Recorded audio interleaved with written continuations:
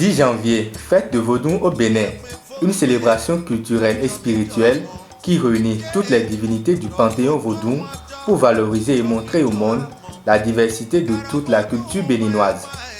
Cette fête de la culture et de la tradition qui met en exergue la vraie identité de tous, nous la devons bien au gouvernement du président Nicéphore Soglo qui a instauré cette célébration pour le grand bonheur de tous.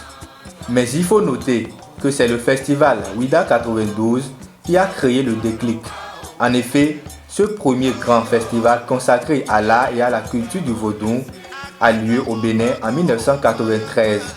La diaspora africaine s'est déplacée en masse pour se retrouver lors de l'événement, mais surtout pour renouer avec ses origines, sa culture et son histoire. Ce retour aux sources a notamment été soutenu par le gouvernement d'alors et par l'UNESCO.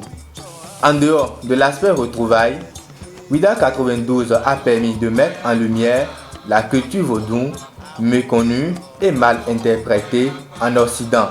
Pendant longtemps, le vaudou a été source de malentendus terribles, relégué à une caricature du mal par les Occidentaux.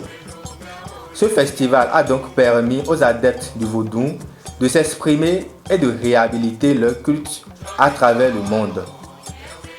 C'est donc suite à Ouida 92 que le rendez-vous s'est pérennisé en un événement annuel. Une transition qui s'est avérée très nécessaire pour le Bénin où le vaudou est la religion mère. Alors que toutes les religions étrangères avaient des jours dédiés à leur culte, le vaudou n'en avait pas. Pour rétablir cette injustice, le gouvernement béninois a décidé de faire du 10 janvier la fête nationale du vaudou. Depuis lors, chaque 10 janvier de chaque année est férié. La fête du 10 janvier est devenue un rendez-vous incontournable des vaudoucis, adeptes du vaudou, qui se rassemblent pour festoyer tous ensemble.